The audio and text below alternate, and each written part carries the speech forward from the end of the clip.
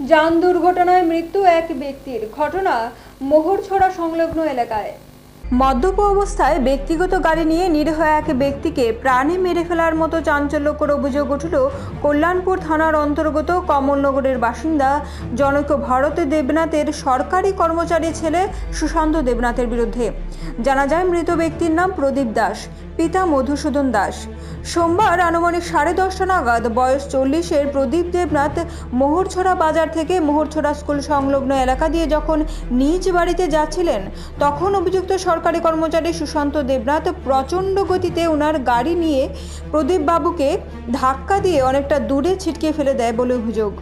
পরবর্তী সময়ে প্রত্যক্ষদর্শীরা উদ্যোগী হয়ে আহত রক্তাক্ত সংজ্ঞাহীন প্রদীপ দেবনাথকে তেলিয়ামুড়া মহকুমা হাসপাতালে নিয়ে গেলে দায়িত্ব পালনরত চিকিৎসক তাকে মৃত বলে ঘোষণা করেন। আপনারা গাড়িটা চেক করেন, গাড়ির মধ্যে মদের বোতল পাবেন, এখনো মদের বোতল আছে, দেখেন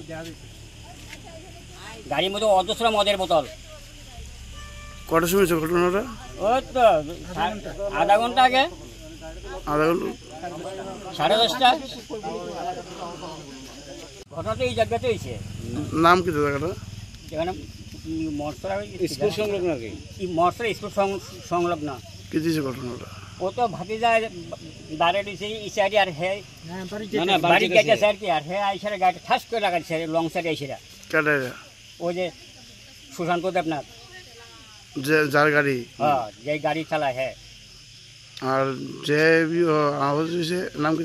প্রদীপ দেবনাথ। বয়স? বয়স 32, 40। আর সুশান্ত দেবনাথ কি করে? Government employee. তাই নিয়ে পাইছিনি না গেছে? হ্যাঁ, তো গাড়ি ভাড়ায় বাগবে। আর যে আহত তার কই আছে? কোনে? তেলিয়ামুড়া হাসপাতালে ডেড বডি। মারা গেছে? হ্যাঁ, মারা গেছে। ঘটনার পরপরই গাড়ি চালক সুশান্ত দেবনাথ ঘটনাস্থলে গাড়িটি রেখে পালিয়ে যায়। পাশাপাশি এলাকাবাসীদের অভিযোগ, সে মদমত্ত অবস্থায় ছিল এবং এই অবস্থায় গাড়ি চালানোর ফলেই দুর্ঘটনা সংঘটিত হয়েছে বলে অভিযোগ। দুর্ঘটনাস্থলে পড়ে থাকা তার গাড়িতেও মদের বোতল পাওয়া গেছে। এদিকে সূত্র মারফত খবর পাওয়া গেছে, স্থানীয় মাতব্বর শাসক দলীয় নেতাদের ম্যানেজ করে নাকি গোটা ঘটনা ধামাচাপা দেওয়ার কৌশল করছে সুশান্ত এবং তার পরিবার। এলাকাবাসীরা অভিযুক্তের দৃষ্টান্তমূলক শাস্তি দাবি করছে। ব্যুরো রিপোর্ট, পাবলিক নাও।